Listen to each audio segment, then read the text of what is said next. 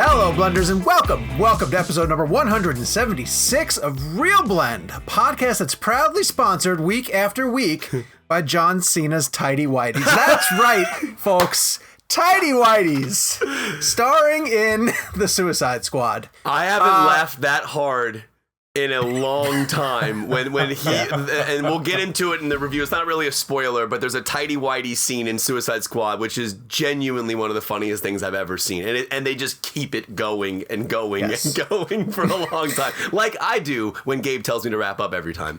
Yeah. On this week's show, something more serious than that, Scarlett Johansson is suing the Walt Disney Company, and we'll get to the fallouts of that. We're going to review The Suicide Squad because it's going to be in theaters and also on HBO Max.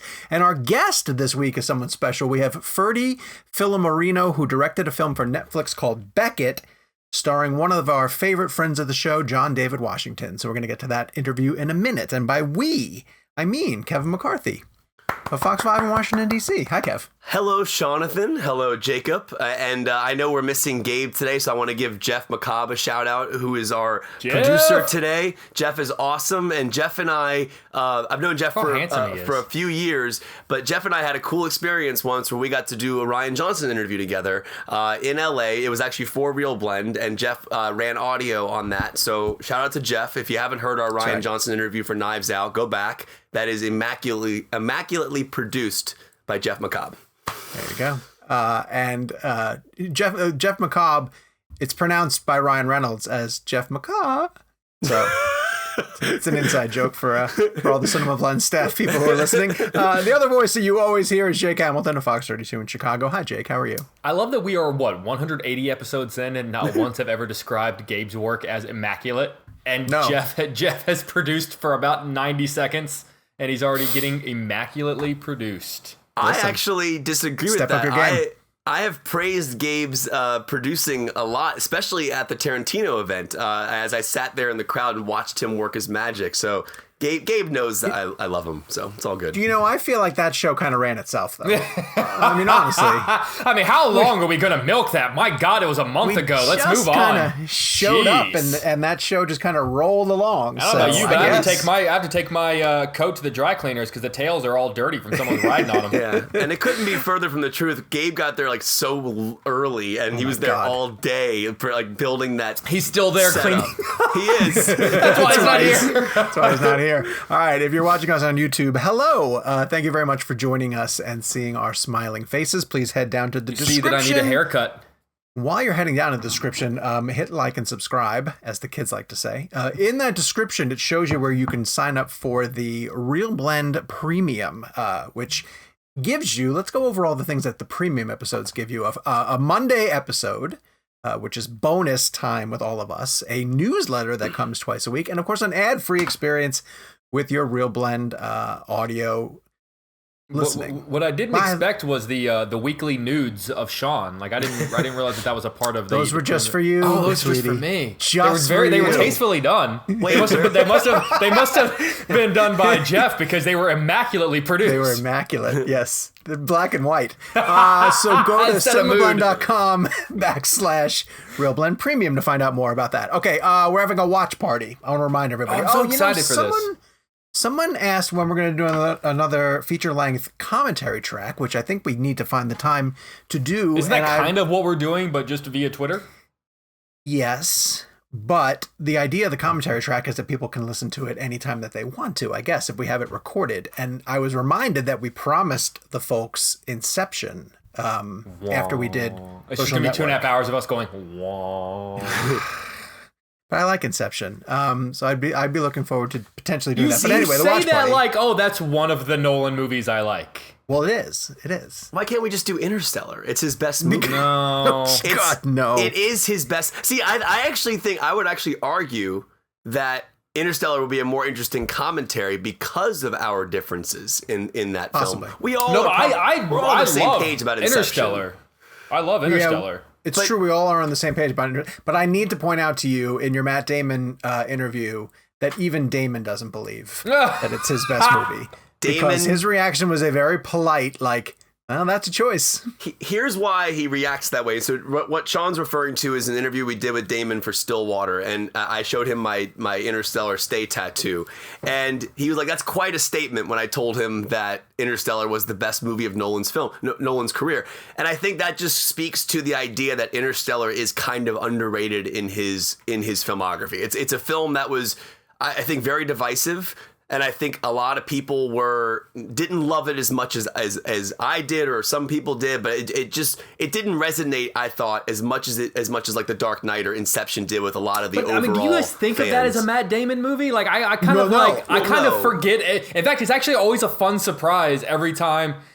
Not in that moment, but when I get within about 15 minutes of that moment, I'm always like, oh yeah, this is the part where Matt Damon shows up. I'm kind of always re-surprised. But see, every time. because of The Martian, I just assume that like him in space is The Martian. I never think of Interstellar. I have to go back and watch when I interviewed Damon for The Martian, I said it's funny to me that you're in this and you were in Interstellar, and just the idea of the characters being in space in some way. And like he gave me this really interesting answer, because I asked like if those two characters were somehow meet in space somewhere, like what they would do. Funny.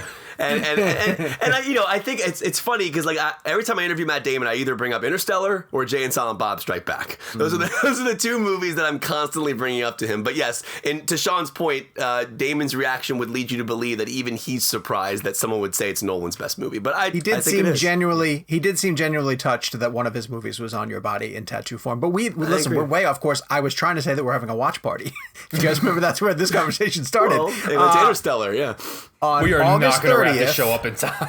We have to. Someone has a heart out. On August 30th at 5 p.m. Pacific, 8 p.m. Eastern, we are going to be live tweeting along with Steven Spielberg's Raiders of the Lost Ark. And we're going to be using hashtag CinemaBlend Movie Club. So currently, if you follow CinemaBlend on social media and some of our editors, you might notice that they were doing the Twilight series, all of the Twilight films in order, and they are up to Breaking Dawn. I think they just did Breaking Dawn. Do those do like 2. really? I think they like, I don't mean this sarcastically, but just because like that's an older series that I feel like people don't really talk about anymore. Did those do well for you guys? The Twilight watch? Really? Yeah. Well, someone told me. Did I read that like they're the #1 movies on Netflix right now? I wouldn't be surprised at that. Someone told me that they're on Netflix and they're like in the top. They're all in the top. You know, that's the only series that I've done every junket for from start to finish. I believe that. I think mine was Hunger Games. Hunger Games I didn't do. I came in Harry Potter 4. near the end. I did like 5, 6, 7, 1, 7, 2. Interesting. Here's why Twilight's I've done all the James Bond ones. All of them. Every single one of them. Every single one. Quick, speaking of like, I know we're really diverging here. Just because I saw a picture of him the other day. Did you say Divergent? Did you ever get Gene Hackman? No, I never. I saw a picture of him on Twitter the other day, and I think it said that he's like retired, living in New Mexico, and he's like 90 or 91. So old. He's painting. He just goes out there and paints. Yeah, I love that. I don't know many people who have spoken to him, and I figured you might have. Do you know his final film credit? Welcome to Mooseport. Yes, that's unfortunate. But I don't hate that movie. That's a really it's a clever idea. But it shouldn't be Gene Hackman's final film credit. I agree with you. Sean, but one of these days on the show, do you mind telling us the story of doing the Citizen Kane junket? Because I want to hear all about Orson Welles and like just how that was to be at that. They shot it on film, right? Funny. He's like, this movie needs more. I want to hear more about the gubernatorial race that inspired this. That's what I want. All right, let's get to the weekly poll. Jake, yes, we asked the people heading into the weekend last Friday, which Ridley Scott movie are you more excited to see? Speaking of The Martian and getting around to Ridley Scott's filmography. At 81 years old, I think Ridley is. 83. 83? Yeah. He has 2 films coming out in the same year. Now, I'm going to guess one of those was one of those shot before and delayed? Or did he really work on these? Well, close? I know COVID disrupted The Last Duel. I know they had to shut down production on that. Now, whether or not maybe I have a feeling House of Gucci he shot after, because that seems like the kind of film that you could shoot and get ready faster than The Last Duel. Gucci just shot. Like they that makes sense. Let me check on the because I feel like The Last Duel is something that would need more like post time. I know he works fast, but that's crazy. All right, Last Duel filming began February 14th of 2020, and then they concluded filming October 14th, 2020. I'm almost certain that House of Gucci shot this year. Actually, like pretty recently, I think. Let me look. House of Gucci started in August. Oh no, wait a second. They wrapped on February 2021 in Variety. They said pre-production had started. Filming wrapped on May 8th, 2021. Wow! All right. That's super impressive. Yeah. So we asked you guys which one you're most looking forward to between Last Duel and House of Gucci. Before you answer, Jake, tell me what you think the people said, and then tell me which one you're most excited for. Based on what I saw, like, the Twitter talk, which I know we have made a point to say that Twitter is by no means, an inclusive representation of everyone out there in the world, but it seems like House of Gucci kind of lit the fire. I think it's a little more accessible, a little bit more soap opera-y. And I think bringing in Lady Gaga and Adam Driver and then an unrecognizable Jared Leto. And then it also very much reminds me of like an American Crime Story saga, which are very popular, those series on FX. They did the Versace one a few years ago, which was top notch. So with that being said, I would say probably I think House of Gucci it probably takes the edge, but it's probably close. Yeah, you are correct. And it is very close. 52.5%. Oh, shit. I swear to God, I didn't look at it. I swear to God. And 47.5% for The Last Duel. So, yeah, that's pretty good. And so if I had to choose between the two of them, I'm also going House of Gucci. I think I would too, and I don't know why. But because Last Duel is very much because I know, Sean, you're not a big Gladiator guy. Last Duel kind of falls under Ridley Scott's Gladiator umbrella, which is very much my jam, but there's something about House of Gucci that if I had to choose between the two, I'd probably choose that one. I'll tell you why I'm excited about Last Duel, and Kevin, you'll back me up this because Kevin and I just saw Free Guy. Jodie Comer is fantastic. Jodie Comer. Free Guy. Comer? Yeah. I call her Comer. And I can't wait to see her in Last Duel. I think she's going to be fantastic. So Sean, I'll tell you, I truly believe this sometimes. We are weirdly connected in a strange way. Like sometimes, like I feel like there's a lot of coincidences that happen that you and I talk about sometimes, and I know you firmly believe in like things happening like that and things are meant to happen for a reason. Right before you said the Jodie Comer line about Last Duel, that was going to be my next statement as to why Last Duel became more interesting to me after seeing Free Guy. That was literally my next thought, and then you literally said the same thing. But I would go Gucci, but after seeing Jodie Comer in Free Guy, I'm like kind of all in. I need to watch Killing Eve now, apparently. Lauren loves that show. I know people rave about it, her and Sandra Oh.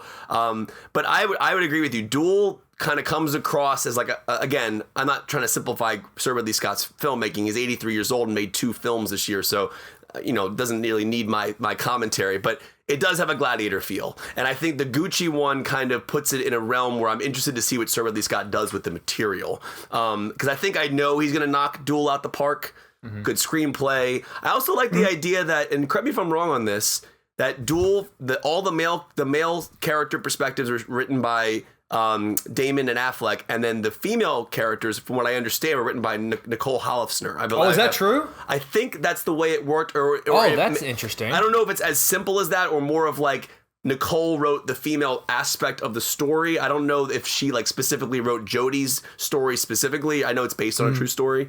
But there is an element there where I believe Damon and Affleck wrote the male perspective and then Nicole kind of worked on the female perspective, which I think is a really interesting way to handle a screenplay. And I'm very fascinated to see kind of how that duality is. And if I am wrong on that, please correct me, but that's kind of what I read, and I think that's the case. So, have you guys ever seen the director's cut version of Kingdom of Heaven? Kingdom of Heaven. Yeah, it's a great movie. That's a great film. My God. Is there a director, and you can't say Snyder, is there a director whose work has been as improved and evolved and changed by director's cuts as Ridley Scott? I mean, Blade Runner is the quintessential director's cut story, right? I mean, but also anyone that's never seen the director's cut, and granted, Kingdom of Heaven is not as good of a film as Blade Runner, but if you've never seen the director's cut version of Kingdom of Heaven, you are missing, I would argue, a masterpiece. What I always find interesting is when you look back on history, I know we got to move on, but it is interesting to think about somebody at the time at the studio thought the voiceover was a good idea for Harrison Ford's character. Like someone actually thought, hey, this is actually a good idea. And I just can't wrap my mind around that, to be honest with you. And it must have been so frustrating for Ridley Scott, right? To have the movie come out like that. Executives don't make great decisions. I guarantee it was from some sort of test audience. I think it was from test audiences. Because people had a hard time following it. It was, I mean, it's an interesting thing. So I don't know if you guys saw this quote from Jason Momoa today, where he's already talking about that there's a 4 to 6 hour cut of Dune. That Denis has a 4 to 6 hour cut. A 4 to 6 hour cut just of Dune of the first one? chapter. Yes, of the first chapter. And he's already said, I would prefer to watch it in. I don't know if neither of you guys don't agree with this. He would prefer to watch it in segments if he could get like the an full, HBO, the full 6 hour kind of series always, of it. Oftentimes, I often think like, oh, this, whenever they just released a really horrible version of The Stand on whatever the CBS app was, and like I just kind of wish HBO would just kind of snatch that up and do like why isn't HBO snatching up Dark Tower? And doing a Dark Tower series. Dark Tower like that's like to... instead of I don't want 84 different Game of Thrones spinoffs. Give me Dark Tower. Yeah, I guess if Amazon succeeds with that Lord of the Rings thing, then potentially more people might invest in longer form storytelling. Did I see this $60 million an episode for that Lord of the Rings series? $60 million. Was it 453 for the whole season? It's like $500 million for the whole season, which breaks down to like $60 million an episode. It's insane. We're basically getting like movies. We're getting movies, new Lord of the Rings movies every week. And I can't wait to talk about it with Sean. What I will tell you is this, though. When that picture dropped yesterday. Oh, my God. In the first 3 minutes, that tweet was viral. The fan base for Lord of the Rings is so immersed in that environment that I think it's going to get crazy viewership. And I think, hey, listen, it's at the end of the day, it's $450 million. What did they spend for Knives Out on Netflix? Close to that, right? It was something along those lines. A lot of money. I think Amazon needs something to pull people in, and like Tomorrow War didn't do that. Without Remorse didn't do that. Fleabag is Amazon, I believe. Yeah, Coming to America did pretty well for him.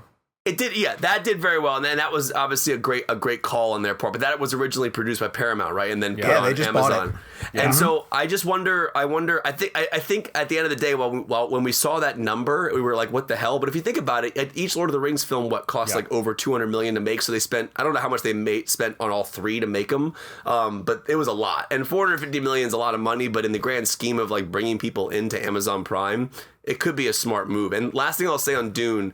And I've said it before in the show, but I still don't understand how the hell they didn't shoot both parts back to back. It actually depresses me because if you think about it, if that movie doesn't perform, if it pulls a Blade Runner and it does good but not great and doesn't really profit, like I can't believe Denis wouldn't at least. I don't know. I'm trying to wrap my mind around that conversation, to be honest with you. You know what? I think if Warner Brothers is concerned about potentially losing Nolan to Netflix or wherever, I think they're in a position where they want to make sure, because Warner Brothers is a director's destination. I think they want to make sure that they keep Denis around, even if maybe his movies don't make the money. So I think, honestly, no matter what Dune does, they let him make Dune Part 2. All right, let's move on to our interview for this week. It's not Warner Brothers and it's not Amazon, but it's Netflix. A film called Beckett, starring John David Washington and Alicia Vikander, and it's available to stream coming up next week. I believe it drops on the 13th. And so we had a conversation with the director of that film, Ferdi Filomarino. And so without further ado, let's toss it right to our conversation with this up-and-coming, exciting director. Nice to meet you guys. Nice to meet you also. Too, Ferdi. We appreciate you taking the time. So I have to start here. You have a breathtaking scene that, to leave some of the details out of it, involves John David Washington on the side of a cliff. And the way that it's shot gave me actual vertigo. Palms started sweating. I felt very uncomfortable because the edge of the cliff stays in focus, but somehow the bottom of the chasm that he's over is in focus also. I wanted you to talk about the angles that you chose to get that, and maybe some of the lenses that you used to replicate that effect, because it was really breathtaking.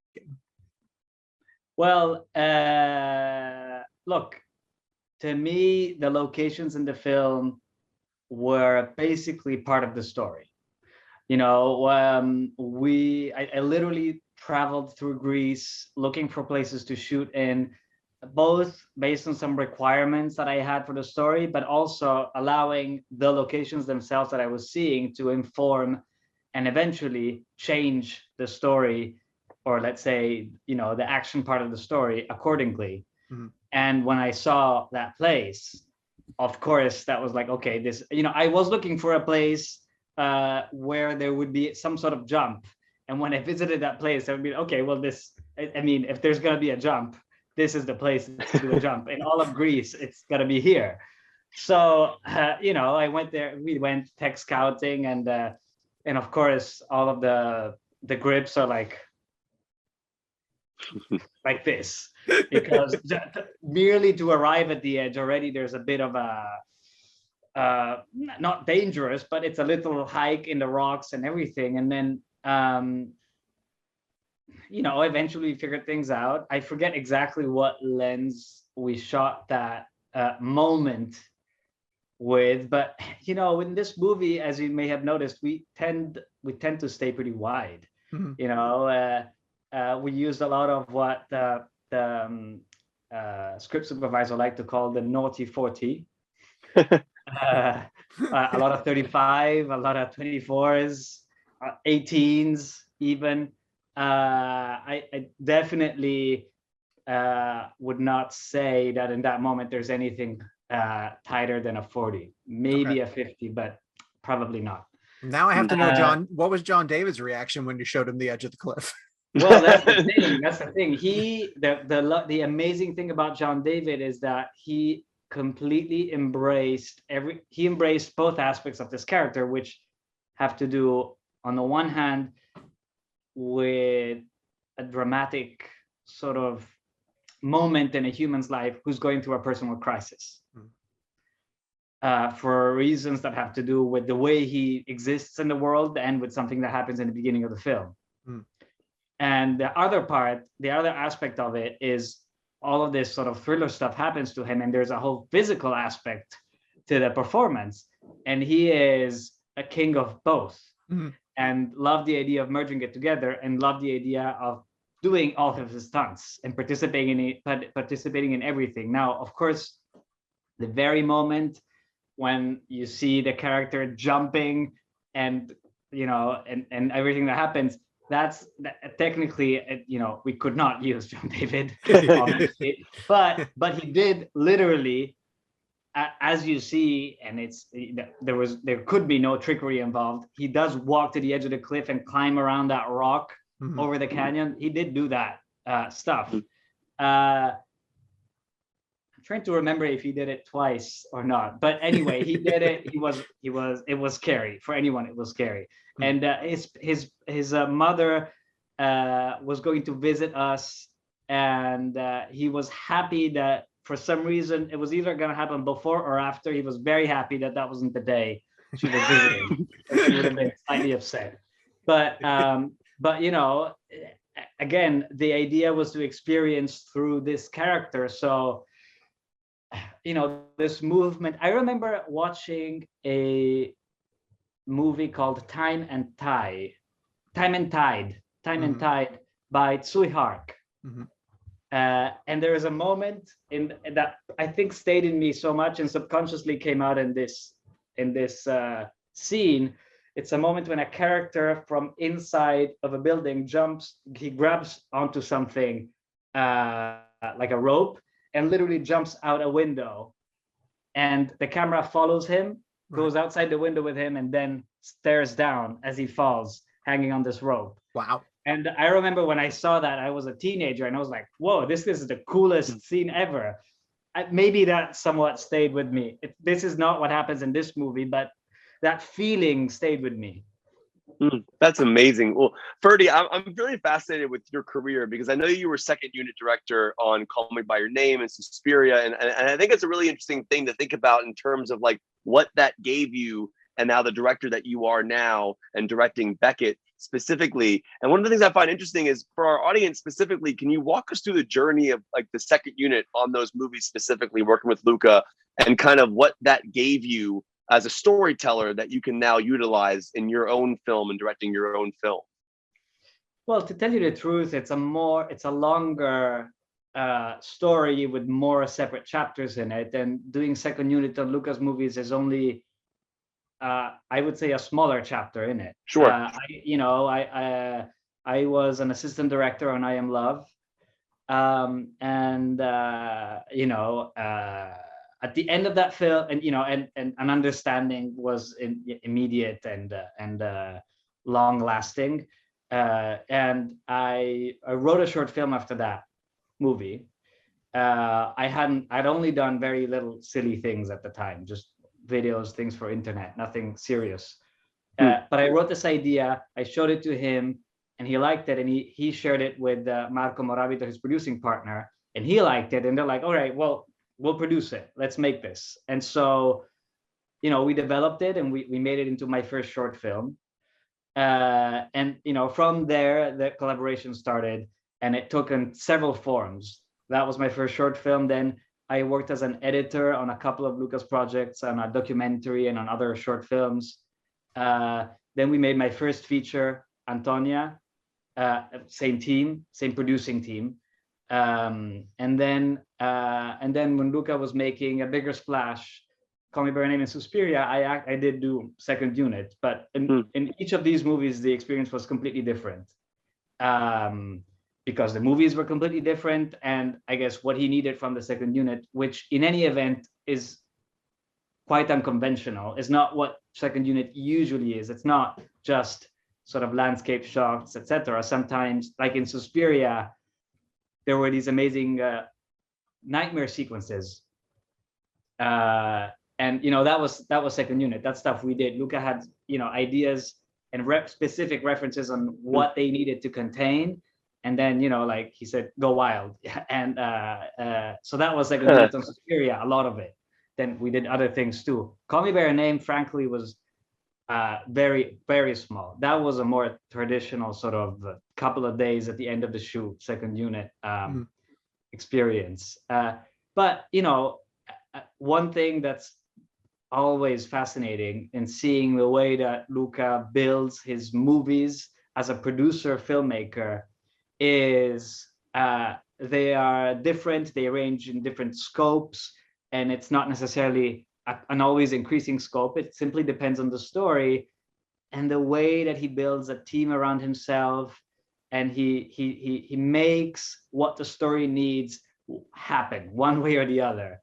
And this, it can be, and to me as a filmmaker, was very inspiring throughout the years to see, to witness, and to experience, because of course he and his producing partner produced my work, and so I got to have this privilege of having producers who simply believed in empowering the vision of the director by all means necessary, in the scope of independent cinema, that is, of course.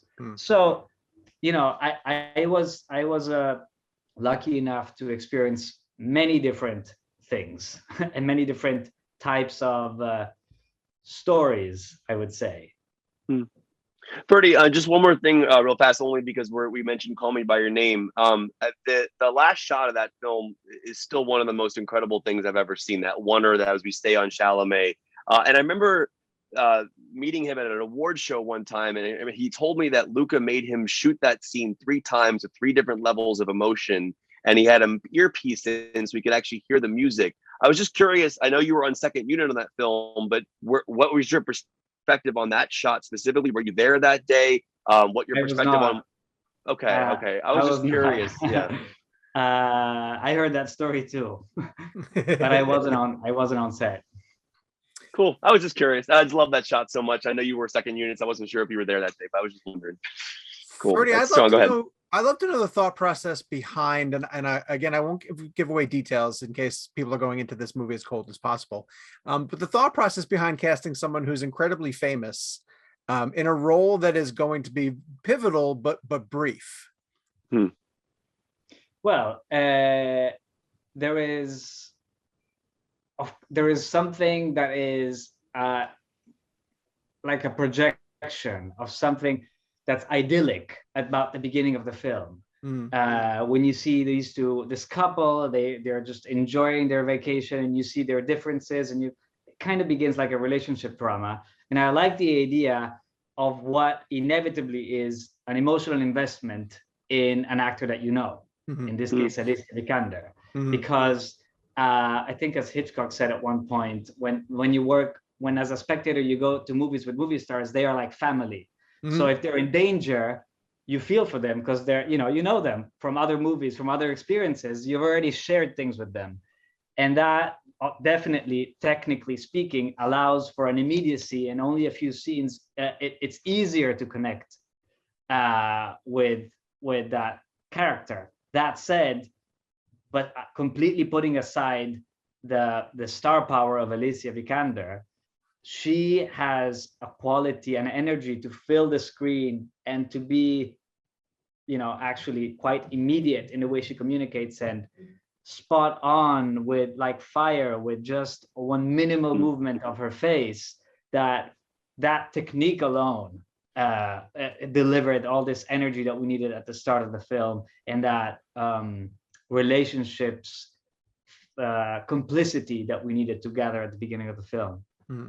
Yeah, and I would even argue that when you have someone who's that great at the beginning of a film, that you could still feel the presence of a character throughout the entire film because of what that character does in the first times that we see them. I think that's a really powerful tool because the character then does kind of live throughout the film as well. One thing I found interesting that I wanted to ask you is I think the 1:8:5 ratio is amazing. Obviously, it works really well at home. And I know you didn't originally make this film with Netflix, but now that it's coming to Netflix, having that 1:8:5 is like great for the screen at home. And you shot 35 millimeter as well, which I really appreciate because it's just more immersive, in my opinion. It's more cinematic.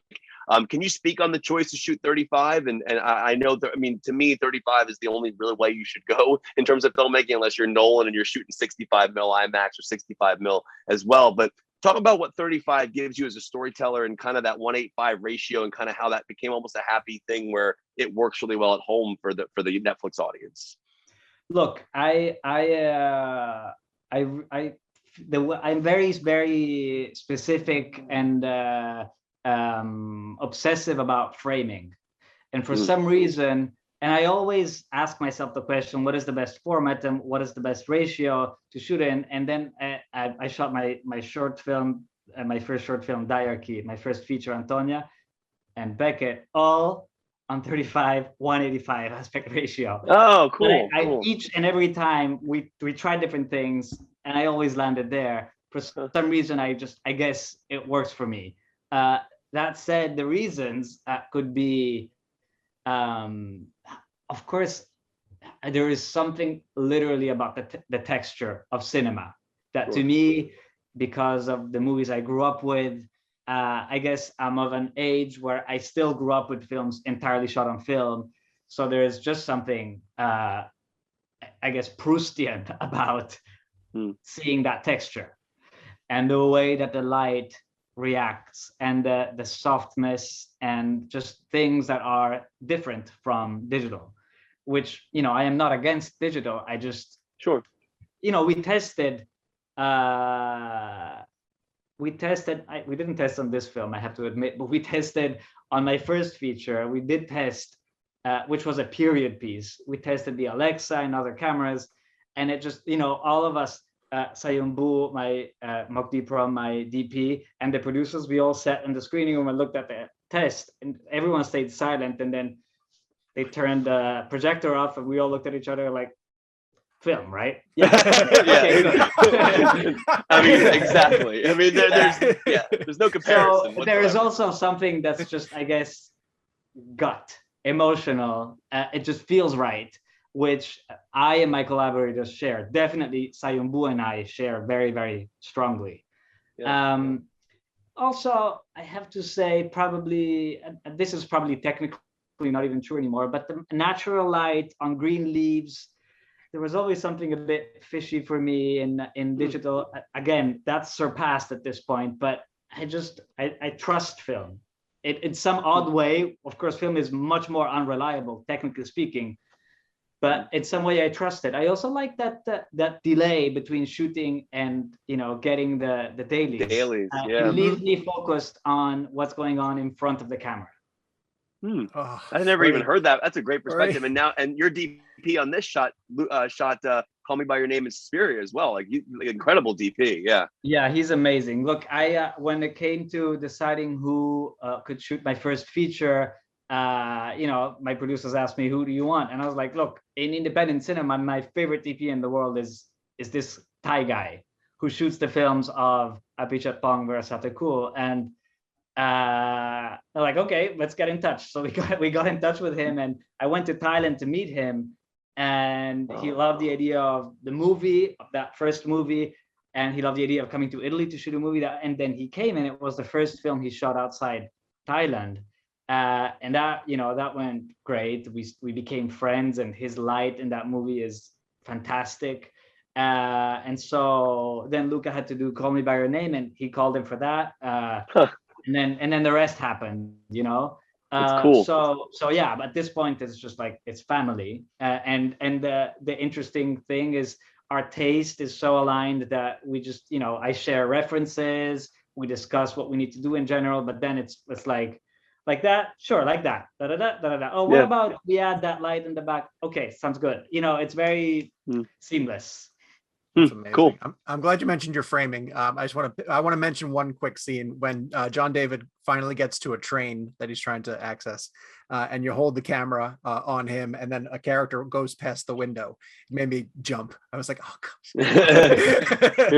So I just want to mention that really fast. But you mentioned a filmmaker who I thought of often while watching your film, and that's Hitchcock. And I have to believe that he's been an influence over you as a storyteller, because anytime I see, a character who's seen something they're not supposed to, and then all of a sudden they're off on an adventure that they never once planned. I just picture Jimmy Stewart, Cary Grant, and now I'm gonna picture John David. I think Hitchcock it's like Freud to therapy. He's simply, no matter, even if movies have changed and the art form has changed and moved on and doing different things today, I feel like he's just part of our subconscious, and definitely mine.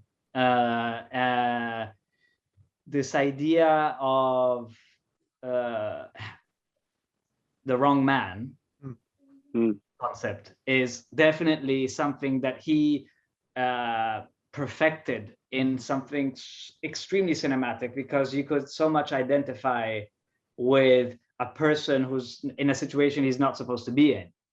And there's something very immediate and very involving and adventurous about it, which of course is part of why we go to the movies. What I liked about trying to get into this genre was let's take that from Hitchcock, although not specifically Hitchcock, but definitely I didn't want Beckett to be a wrong man per se, which in fact he isn't really once you get to discover the story. I'm thinking of that scene that you referred to in the train too, right? When he tries to say, hey, but it's not me you're looking for, and they're like, actually it is you.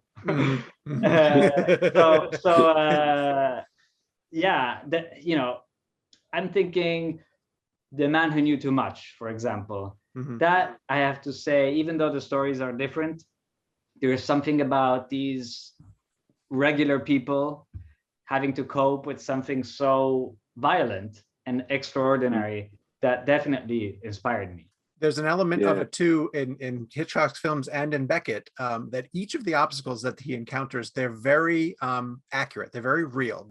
Nothing's exaggerated to the point where it takes you out of the story where you're like, well, he wouldn't be able to do this necessarily, Well, I disagree. I think in Hitchcock, maybe not so much in The Man Who Knew Too Much, but in the more famous movies, definitely North by Northwest, it's heightened.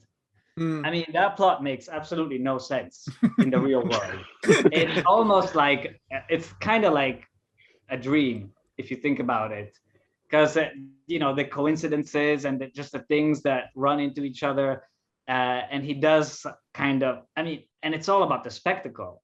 So it's fine and you embrace it and it's so fun and beautiful.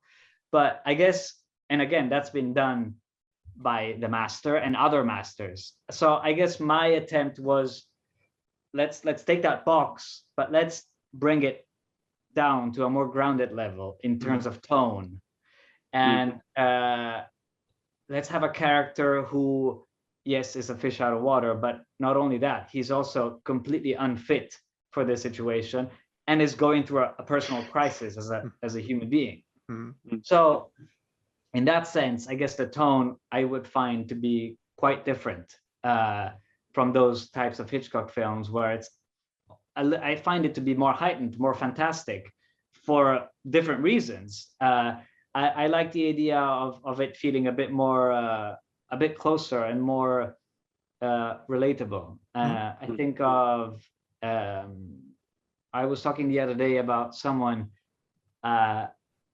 indirectly, I think of Friedkin, because even his genre movies, they all have people in them. They don't feel like characters, they feel like people. So I guess that was something in terms of tone that was inspiring to me. You know, Ferdi, I'm very fascinated by just filming schedules, and I've obviously loved what John David did here. I loved what he did in Tenet, and I was interested to know in terms of timing. And correct me if I'm wrong on this, because you never know what you're reading is true. That I believe you shot this in April of 2019, and then he went to Tenet right afterwards. It seems like, and I was just curious about how close that was in terms of that, and like while you were filming Beckett, which was, I know it was originally Born to be Murdered, but when you were filming the film, how close was he to Tenet, and was he already like in prep for that as he was shooting yours? It sounds like he went right to it. Well, we started shooting in February and we finished at the end of April. And in the middle of shooting, we discovered that he was going to be in Tenet. We got to the end. He actually shot something else that he had lined up after us for not very long, and then started, probably right away started the very intense prep he had to start for Tenet. Running backwards and those crazy things that he did. And then he shot that summer. Yeah, I think he shot that summer. I do remember he shot something else between the two movies. That's crazy. And then I guess since I brought this up, I did want to ask you this. Born to be Murdered was your original title. And then I think after it was acquired, it became what it is now, which is Beckett. I was wondering if you could speak on your original title, what that title originally meant to you, and kind of how you landed on Beckett, and kind of maybe that timeline and that process. Look, the original title to me was basically one of the first things I came up with. It's a line from The Third Man. Joseph Cotton, man, what a great freaking movie that Trevor is. Howard tells to Joseph Cotton, because Joseph Cotton is, sticking his nose in things he's not supposed to. Yeah. And Trevor Howard tells him, the way you're behaving, you were born to be murdered. And I like that of course, actually, that, the way how clueless Joseph Cotton is in that movie was something inspiring, like we were discussing earlier. I like what that line evoked. So I put it at the, on the top of the story because it evoked the right things to me. That said, then, the screenplay, various incarnations of the screenplay, the movie and everything. And at the end of the day, this concept of the character being so central and upfront in the story, in the perspective of the film, we chose this name for him, which is kind of an unusual name. It just felt right to make that clear right from the get-go. And if you're interested about scheduling, I have to say you'll find this funny. Alicia Vikander was actually shooting The Green Knight as we were shooting. She was shooting in Ireland, and she flew on Friday night to Greece. Saturday, woke up, we shot Saturday, we shot Sunday, we shot Monday morning, and then she flew back to Ireland and continued shooting. Oh my gosh. Wait, she did your entire movie in that 3-day span? Oh my God. Yeah. Wait, that's what Sean happened. Wants to know, did you see The Green Knight? Have you seen her? I have not. I can't wait. I've been a fan of David Lowery for a long time now. And It is. I can't wait. It's magnificent, and she is magnificent in it. I know you're going to appreciate so much what she gives to that. Sure. We have time for one more. I'll get you out of here on this one. It's, you were mentioning John David jumping around from project to project, and I think we as an audience are still trying to figure out the complete depth and extent of his range. What does he bring as a collaborator? What's it like working with him? Well, that's definitely the magic. I like that. That was kind of the first thing that struck me about him when I saw Black Klansman and I saw Monsters and Men, and how different those two performances are. Obviously the characters, but also technically how he approached the performance was so different. And then of course, we keep seeing that continue into yet more directions. So that range, I have to say, probably what is fantastic to witness is it comes from a place of passion, of course, and craft, but a lot is instinct. So basically, what I see an artist with a great talent who reacts to things that instinctually give him, stimulate him. We spoke a lot in working on this character. We spoke at length before starting the shooting. We shared movies and other material, and really, talked a lot about all the things inside and outside the character. But once we got to set, I saw him really summon something very instinctual and very deep out of the context of everything we worked on and created around him. He just sort of, it was always surprising, always beautiful and exciting to witness. So I think because he's obviously so natural and instinctual, probably we will just keep seeing more and more range. Yeah. Ferdi, before you go, I just have one more quick thing. Are you going to strike a 35mm print of this? I know it's only going to be on Netflix, but will you have a print that you make and keep? I was always wondering about that. I'm not sure. Look, it's difficult nowadays. I would love one. I haven't organized it yet, let's say. There is my first short film we did we did completely. There was a scan, of course, but the master is one roll of film. So I kept that for a long time, and now it's in the Sundance Institute actually, but that was cool. But with the movie, it's a bit more messy because it's a bunch of rolls. That's okay. We'll more practical. We'll make some calls, Ferdi. We'll make it happen for you. Yeah, I want you to have a 35mm print of this movie. I want you that deserve too. It. Yeah, but also a way to screen it. Yeah, dude. Absolutely. Well, Tarantino saw Gunpowder Milkshake, and then they struck a 35mm print and played it at the New Beverly. They should do the same thing for Beckett. I would love that. Look, I'm all about the film. Like we were saying earlier, it's never going to die. It's just part of the DNA of cinema. And while some movies are better shot digital for some reasons, it just I feel very, very affectionate and connected to 35mm. Yeah, as do we. It's romantic. It really is. Well, Ferdi, we can't thank you enough for your time, and we can't wait for people to finally check out Beckett, and hopefully we'll get a chance to talk to you again down the road. Thanks a lot. Appreciate it. And August 13th on Netflix, everybody. Check out Beckett. Phenomenal filmmaker. Ferdi, thank you. All right, we want to thank Netflix for giving us time with Ferdi. Really great, interesting conversation, and look for his film Beckett coming up on Netflix. I think we're going to review it next week on next week's show because we have a lot to get to in terms of talking points, and we want to leave room for Suicide Squad later this episode. So let's get into the bombshell that dropped after we recorded, of course, last week's episode, and that is Scarlett Johansson filing a lawsuit against the Walt Disney Company. And this is a complicated situation, but from what I understand, because I kind of wrote on it today, she is alleging not a direct breach of contract, but she is alleging that the parent company, Walt Disney Company, forced Marvel's hand, which then Marvel, as a subsidiary, is the one who is in breach of contract, but not necessarily, because there's language in Scarlett Johansson's contract that says that Black Widow will get a theatrical distribution of up to 1,500 screens or above. Now, Was her it side is interpreting. Exclusive? No, it doesn't say exclusive in her contract. It says a theatrical release of up to 1,500 screens or more. Now, her side is trying to argue.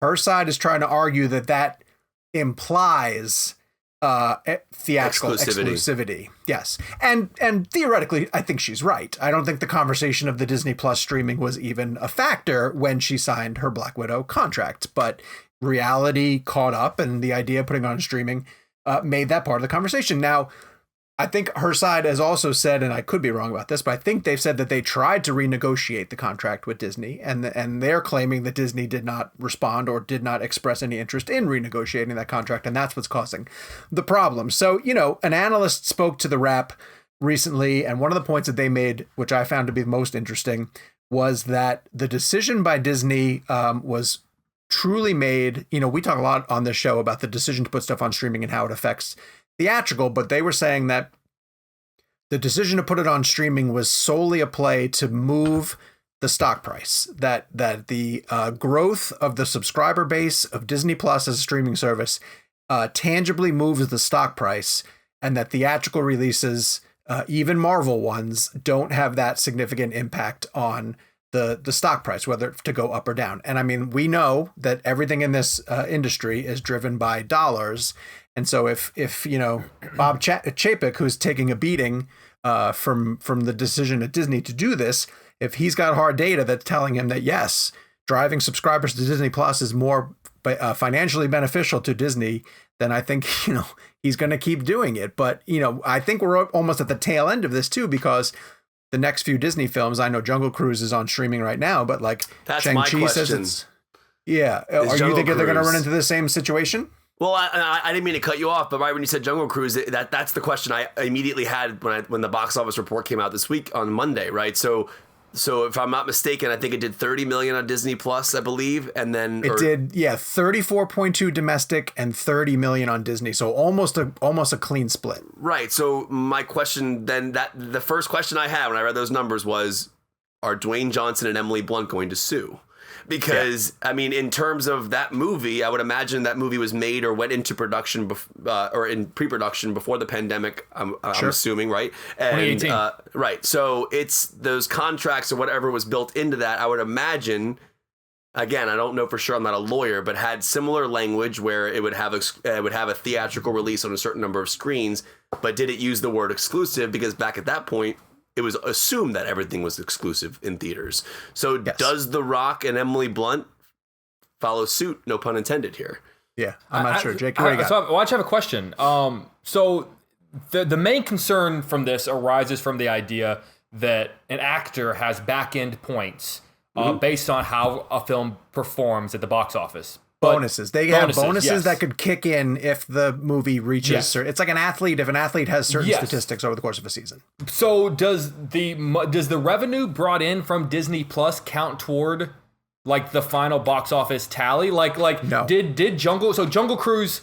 How can they say that? Jungle Cruise technically, could you say, opened to 60 million this weekend? It didn't open to 30 and 30. Well, they claim 90. They claim 90 because another 30 for international. Right. Okay. But the number doesn't include. But like Black Widow opening weekend brought in 60 million on Disney Plus. That's a lot of extra money. So Scarlett can't add that number to the final total that determines whether or not she gets those back end kicks.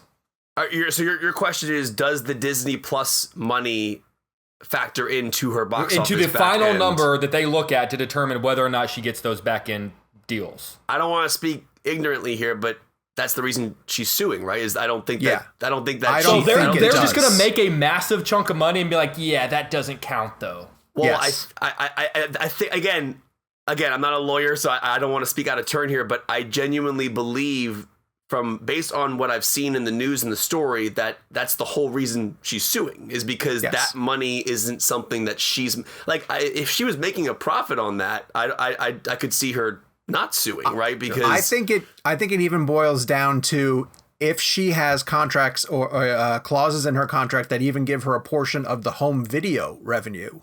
They don't consider Disney Plus streaming as home video revenue. Even that's separate.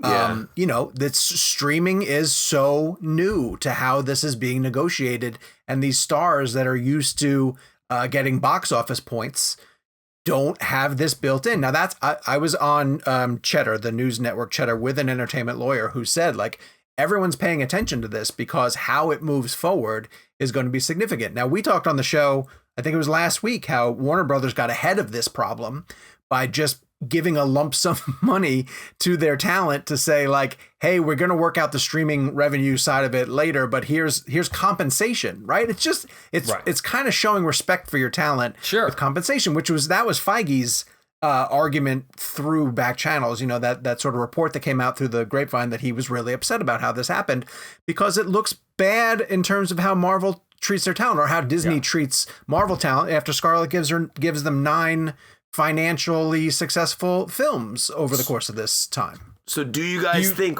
Rock and Blunt sue? The only thing I think that could have happened is that in an effort to prevent this from happening, they switched they amended the contracts prior to the release. Yeah, that they dove right back in and renegotiated. That actually makes sense because maybe they went to Rock and Blunt and were like, listen, you've seen the news. What in terms of I don't know how that works because. So correct me if I'm wrong. In terms of money, Disney Plus pretty much keeps all of what they make on Disney Plus, or a bigger amount than theatrical. Is the much question. Bigger, Okay. But I read somewhere recently that like a portion of it goes somewhere, but I forget where it goes. Okay. I forget but they're how making more they on Plus than they are in the theatrical. Yes, a lot more than how they split it with the theaters.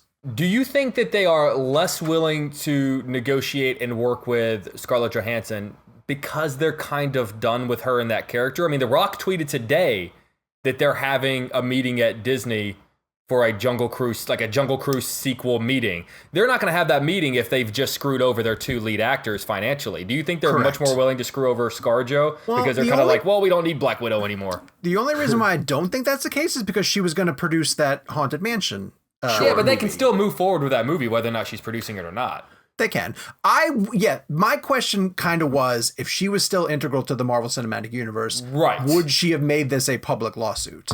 And I don't think she would have. I think they would have found some way behind the scenes to think about the number of these conversations that happen behind the scenes that we're not privy to. Yeah, I mean, isn't that where Downey makes didn't Downey make like $50 million on Endgame alone just from back end points? Or did they pay him up front? I think no, they paid him. I think he got back end. I think he got a massive back end deal on Endgame. Well, that's how Matt Damon would have made all of his money on Avatar. He would have gotten the 2% or whatever that was. One of the I was reading. So Arnold put a book out. Arnold Schwarzenegger put a book out a couple years ago, and I think in the book, correct me if I could be wrong specifically about where it is in the book, but he tells a story about Twins being the movie he made the most money off of in his career because he took less money up front and pivoted to the back end. So basically, you're gambling, right? It's a gamble. I think Nicholson was one of the first people to do that for Batman. I think he did too. Yeah, and it's a huge gamble. And especially like Batman, I feel like is safer because it's Batman. People know what Batman is, but to put Twins out, which is an original, I guess an original film. I don't know if it's based on anything, but I mean that's obviously the height of Arnold's career. So 90s Arnold is like gold. Everything was gold that he touched, except for like Last Action Hero, unfortunately, which is one of my favorites of his. But that movie bombed. But in terms of money, he said that Twins, he made so much money on the back end because I think he took like SAG minimum or something up front, like a very cheap amount, and said I want X amount of percentage of the box office, and I think he made the most money in his career, at least one of them on that film for sure. It's not even box office profits. Like in the 90s and into the early 2000s, like all that money was earned in DVDs. Yeah. Yes. There was so much money. Look behind Kevin. Yes, exactly. I paid for everyone's houses, but everyone who's in these movies. You guys will not believe the kickback I'm going to get if ReelBlend hits 200 episodes. Like, why do you think I'm here every week? I'm trying to get to 200. We're trying on it right away. Those syndicated numbers. Oh my god. I just want to put this show into syndication, and then I'm going to step away. I'm telling you right so we now. don't- I'm sorry. Go ahead, Sean. Sorry. Go ahead. Well, I'm just saying we won't know what's going to happen. I don't know if Scarlett Johansson's settlement, or first off, I don't think it's ever going to get to any sort of, not like a trial, but I'm not even quite sure if it's going to get to court. I think it's going to get resolved, somewhat behind the scenes, where Disney's going to pay off a significant portion. But the thing I find not uncomfortable about it, but like, because Disney's response was just like, hey, it's COVID, and I find it, they found it insensitive, but like the part of that I understand is that like the whole industry is in limbo right now, right? Like, yes, I understand that like you didn't get your box office potential because they had to put it on streaming, but like the studios are also still trying to figure out like how to move this stuff forward. Now, does that mean that she doesn't have a case? No, I mean, she does. She absolutely has a reason to bring it up. And of course, Disney's a multi-billion-dollar company. I have a hard time feeling bad for a company that released like 4 different billion-dollar movies 2 years ago. Like, I know. But the reason why I want to transition us into this next bit is because when you look at the Jungle Cruise numbers, like, it's a movie that made 90 million total, and it made 34 million domestically. It made 30 million at home on Disney Plus. People are, as much as we want them to go back to theaters, people are staying home and they're watching these movies. And we talked for 18 months about how we just want to get those, need to get those movies back into the pipeline, and we got to get the industry kind of moving along. And right now, a big chunk of the people are staying home and watching them on streaming. One thing I'm interested in knowing, kind of just real quick on the Scarlett Johansson thing, just in terms of that being a Disney film, and now the Jungle Cruise box office that we're discussing, with Free Guy coming out, being released through Disney, but still, when that film opened up on the screen today, it was 20th Century Studios. It wasn't Disney. But I still wonder how they avoided that being a premiere access and a theatrical. I'm assuming it has something to do with the 20th Century Fox element of it, and kind of how I think it was made with that studio. So it's not going to be Disney Plus, right? No, Free Guy. See, that's so only frustrating in because I had to miss the screening this week, and I really want to see it, but I kind of don't really feel like going to the movies to see it. And so, like, honestly, I would have paid the $30 to watch that at home. I'll tell you right now, that's a theater movie. Yeah, but the theater's so far away. It's like a half mile that way. And it's the craziest thing. Whenever I go to the theater, when it's not a screening, you get recognized. Expect me to pay. Oh yeah, they do. It's very true. You don't tell them who you are? For God's sakes. Well, then they ask me to pay more. Jake's takes. All right, so yeah, Free Guy is only in theaters, and so is the next film we're going to discuss, which is Venom. Venom: Let There Be Carnage, which had a second trailer drop online. So now I've shifted my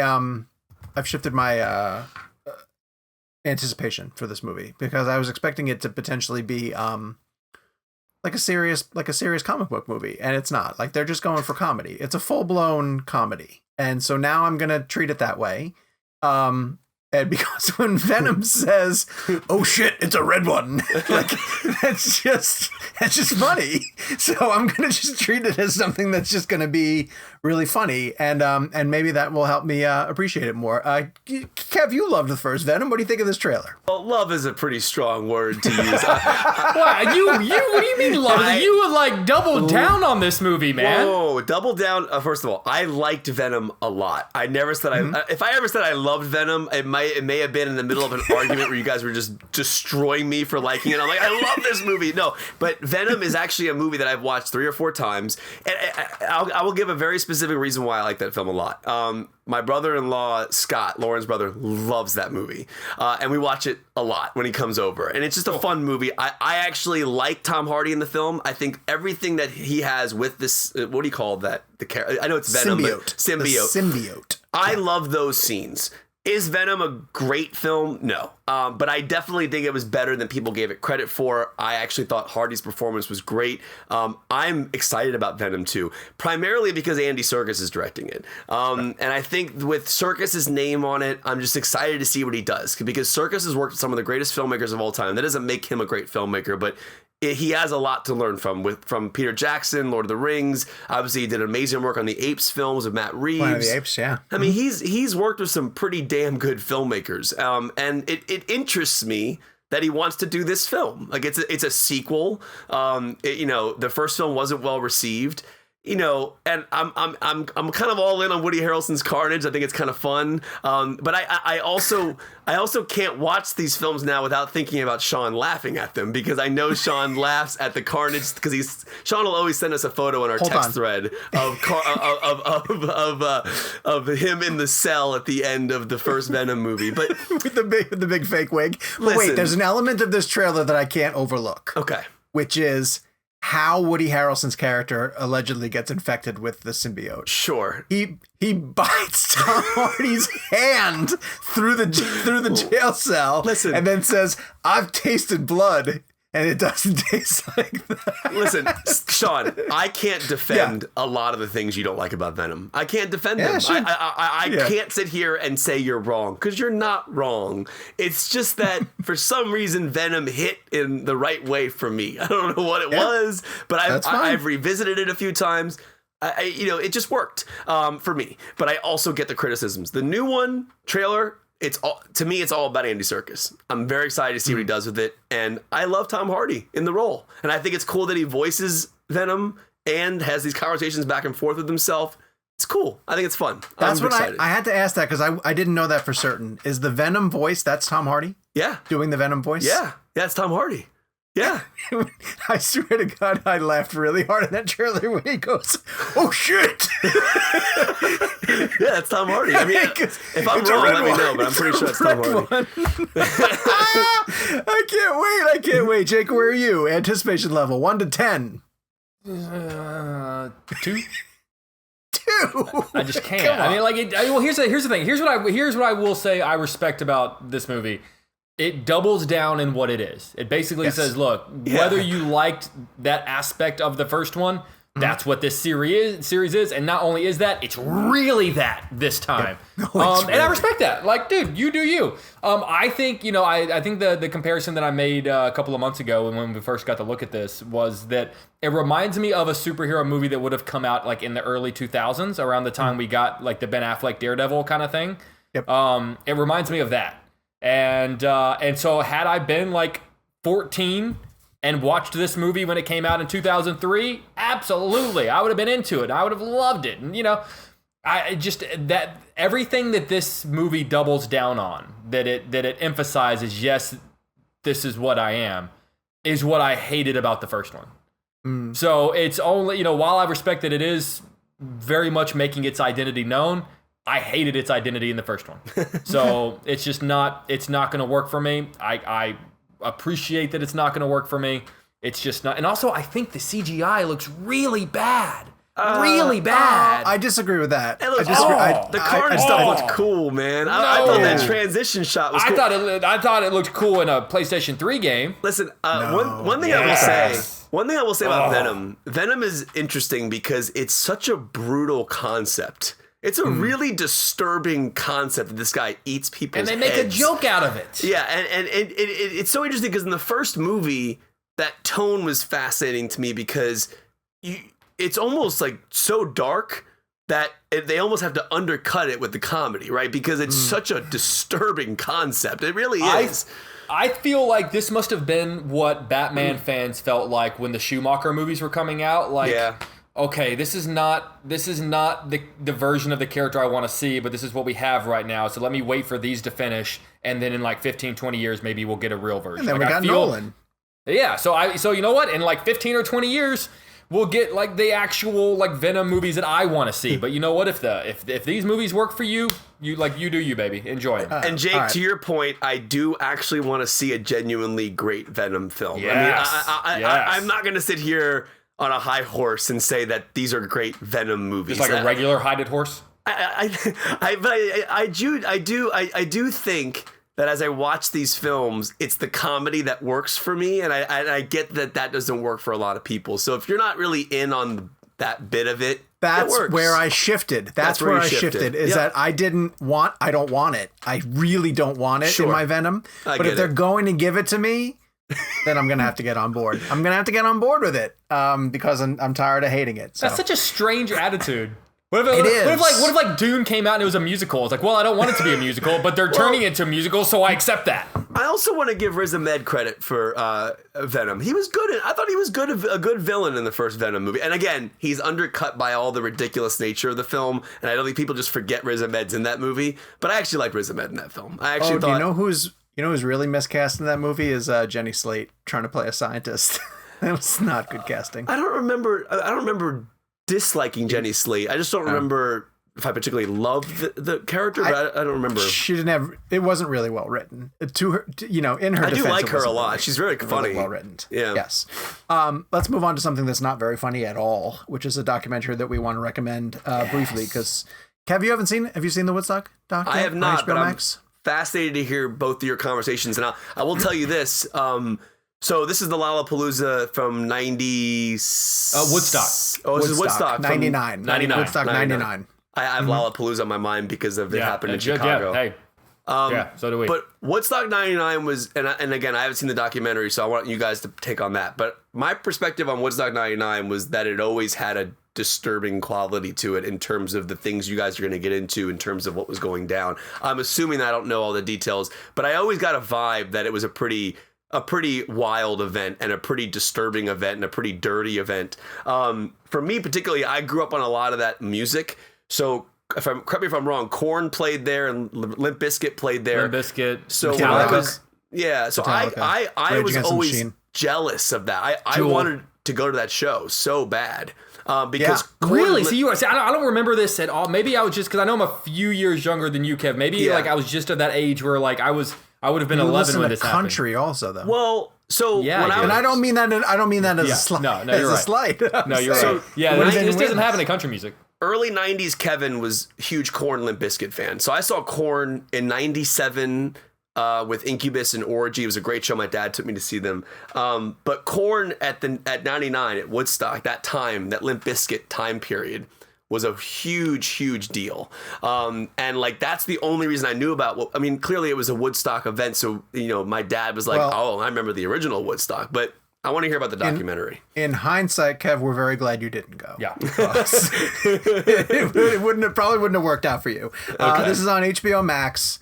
And it's definitely worth watching, but you should know going into it that it's really, really depressing in a lot of different ways. It's fascinating. I was so compelled by it, and it was fun to watch. I was watching the text thread as Jake was watching it because I had already seen it, and I kind of knew he was commenting on a lot of things. It goes like day by day. It goes through the whole setup, and then it goes day by day through the course of this weekend-long festival. And but what I thought it did really interesting is that it paralleled the 94 version of the festival, which, while not separated by very many years, so almost kind of the same target audience, people who wanted to like rekindle the idea of Woodstock, even though Woodstock is very much a 1960s theme, but bring back the idea of peace and love and gathering together, to see all these bands play. But I think it really did come down to, in a big way, the bands that they programmed had a different effect on the crowd at 94 than they did at the crowd at 99. And it was like the minute that they talked about the lineup in a row, you just knew that like having those kids out there in the heat over the course of this amount of time, and all the stuff that comes with being at a major festival, they talked about $4 waters and supplies being hard to get to. And the idea of like the bathrooms that were set up for this place were just not adequate in the least bit. And any kind of medical tent that might've been there and the amount of merchandise that was there, it was anti the idea of Woodstock.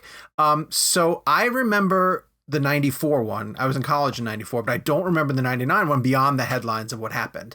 But even if you think about like how bad it could have potentially gotten, I think the concert got worse. Like, the stuff that happens at it got worse. The documentary really gets into just some primal, horrible behavior that everybody at the show was responsible for. And the more that the documentary played out and the more that I just wanted to, I don't want to blame the artists, Jake, but at any point did you start to blame the bands? I mean, like for egging people on kind of thing? There's a moment where you have to question how much responsibility Fred Durst holds for, and granted, things were already bad by the time Limp Bizkit took the stage, but there's literally a quote that I think is hilarious where it shows a clip of something Fred Durst says. that you could argue like kind of sets off the crowd, and then one of the talking heads says Fred Durst is a fucking moron, and it's implicating like, dude, you had to have seen what was happening at that point, right? And so why would you have to be smart enough to know what saying that would have done? You know, it's like it's like you see a puddle of gasoline and like a lit match, and you can like, you're choosing to kick the lit match over to the gasoline and saying like, look, it's not my responsibility for what happens when fire hits gasoline. But it's like, yeah, but you kicked it over there, man. You had to have known what was happening. It wasn't even just those guys. It was the Chili Peppers that I was most shocked at, because by this point, by the time they got on stage, and I think the Chili Peppers are kind of like, they're into the whole peace, love, California, Southern California vibe. Before, Sean? I've seen them a couple of times. They're and one of the best live bands I've ever seen. But Kev, let me tell you this. They played Sunday night, and by Sunday night, the campground was burning. I mean, like, they showed the view from the stage, and there were like 5 or 6 large fires taking place around the thing. Wow. And the organizers said to Anthony Kiedis, according to the documentary, hey, please announce, that everybody should disperse, calm down. And instead, the band went out and played their cover of Jimi Hendrix Fire. And it was like, that's ridiculously stupid. That's when I was like, what are you guys doing here? But also, I think what I love most about the documentary, Sean, so you're absolutely right. I was texting these guys as we were watching it. It's kind of broken up into 3 acts, Friday, Saturday, Sunday. And each day I kept thinking, okay, this has to be as bad as it gets. And then the next day it's going to show how they came back and cleaned it up and ended up being fine. And it ends as bad as it could possibly. Like every time you think, oh my God, how could it possibly be worse? But it also dives into who was at that concert, like what kind of people allow that sort of thing to happen, and it really dives into the like who were these like angry older teenagers, young 20-year-old, basically white boys, and why do they have so much anger and angst within them that when you gather them together in a group, that this is the results, because people should be able to gather in a large group without mass amounts of women being raped, without destruction being made to property, without literally people rolling around in feces. Like it should not like that's not okay. Like that's not okay in this society. So who are these people so that that's what happens when you put them together? And I saw someone make a really interesting point on Twitter that those people, that audience, that crowd, that age group, that mentality are the people who stormed the Capitol on January 6th, which I thought that's a really interesting connection. Not making a statement one way or the other politically, because that's not what this show does. But what I do love about this documentary is it's not just here's what happened, A to B to C to D. It dives into why. Like, why did this happen? Why was it allowed to happen? And if you think that like you're going to be angry just hearing about the events, wait until you hear, I'm getting just chills thinking about this, the promoter of the concert try to explain why it's the women's fault that they're being assaulted and raped. Like, get up in front of a microphone and say, well, if the women, which I know is an issue that women in this world have been dealing with, like being blamed for men's actions, but it's just like, and so the documentary says no, like it's not like, let's focus on why, like who are the men that are doing that. It's a brilliant little slice of sociology that is focused from this concert, and I think it's a brilliant. And honestly, I know oftentimes I don't put movies that go straight to streaming on I don't know whether how I'm going to do top 10 or whatever, but like. This would be a top 10 movie for me. I just thought it was absolutely brilliant. And the thing I love about it too is that you could say that it's the people of that time frame, but they make a parallel to Coachella, which started 3 months later. Around this, yes, 3 months later, and they're like, it was the way that festival approached its. I think they handed out free water to people as they arrived at Coachella instead of overcharging the kids and making them angry at the festival at Woodstock. So it's like Jake said, it's a tremendously fascinating documentary. I'm sorry, Kev, what do you want to throw in? Oh, no, it's just interesting to me because, again, I haven't seen the documentary yet. I've been going to concerts all my life, and like I've been out on the lawns before at shows, like, and there's an aggressive nature to the way people react or interact at concerts, and And it could be on a wide variety of music. I've seen crazy stuff at Dave Matthews concerts or crazy stuff at like country music concerts. And like, I just, there's an interesting element. And that's why I want to watch the documentary now, because there's such an aggressive nature of certain amounts of people who are at shows that just kind of like go crazy. And there's something about that I'm interested in, kind of, that's why I want to watch the doc. So I don't really have anything to say specifically in terms of what Jake was saying, because I haven't seen the doc I would yet, love it, because I think you've been to far more lot of concerts, yeah. and particularly more, and like granted, metal. we've also talked about how like crowds for metal audiences are often great. And so I by no means do I want to lump any fans of any particular band or type of music into what happened at this concert. Because, you know, if Kevin is an example of the type of fan who loves heavy metal, then heavy metal fans are great. But I'd be curious to hear your thoughts with your background in music on that documentary. What you just told me about the Anthony Kiedis thing already kind of made me mad. It was so frustrating. I can't believe that. That is crazy to me, because I've been to so many shows where someone has gotten hurt while crowd surfing or in a mosh pit. And I've seen so many artists literally stop the concert and say, "Excuse me, everybody, someone just fell. Pick that dude up and get him to safety, or we're not playing anymore." Only one person at Woodstock '99 came out, and I can't remember who it was, Sean. And this is a shame, because I should be able to remember the one person that did the right thing. But only one artist came out and said, "Hey, I've been seeing a lot of women be groped. Like, don't do that. That's like, it's not your, that's not, you know, it's not your, just because a woman is crowd surfing doesn't give you the permission to grope them." Right. And only one artist said that. And it was earlier in the show. And I'm kind of ashamed that I don't know the one person that did the right thing. I'm bummed that I don't know the person. People get crazy at concerts, and especially in a Woodstock environment. I don't even want to imagine the energy of that vibe of that show, because I've seen, like I told you, I've seen aggressive nature in just like smaller form shows. Like I went to a Dave Matthews show. I saw some crazy stuff at a Dave Matthews show. I mean, like people on the lawn when they're kind of out of the seats, like, because Woodstock's all standing, right? Everyone's just standing at Woodstock, right? Yeah, but here's the rub about this one too, and you'll see this in the doc. Because in '94 they didn't have it enclosed.